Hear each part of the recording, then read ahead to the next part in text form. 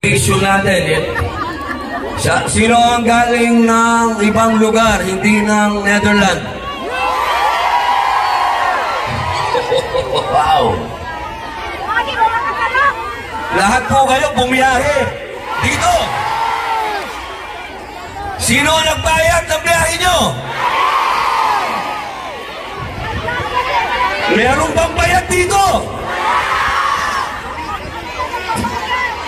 Ulitin ko ha. Meron bang bayad dito?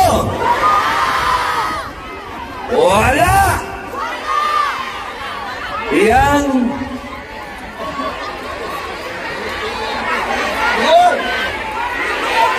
May pera kami! May pera kami! May pera kami! May pera kami! Ang sarap madinig nun ha. Merong mapera kami. Merong may pera kami. Walang bayad dito.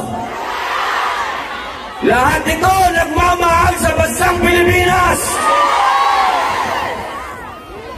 Alam nyo, mga mahal kong kababayan, nararamdaman ko ang nararamdaman ninyo dahil noong 2016, nung ako po ay nangampanya para kay Rodrigo Roa Duterte, sarili ko rin pong gastos. Ako po ay umikot dito, hindi lang po sa Europa, hanggang sa Middle East, Southeast Asia, nangampanya po ako, sarili kong pamasahe, sarili kong hotel. At nung nakaupo na po si Mayor, hindi po ako humingi ng posisyon. Wala po akong hiningi kapalit. Ang ibinigay po sa akin ni Mayor ay pangalawang pagkakataon. Binigyan niya ako ng absolute pardon. Pangalawang buhay. Kaya nandito po ako. Nakalulungkot mang sabihin.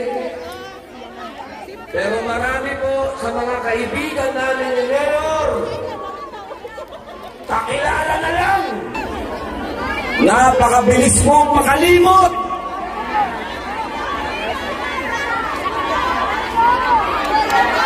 Pero kami naliligayahan sapagkat ang ganap na ito ay nagising ang damdamin ng mga Pilipino. Hindi kami bayad! Hindi kami bayad! Hindi kami bayad! Hindi kami bayad!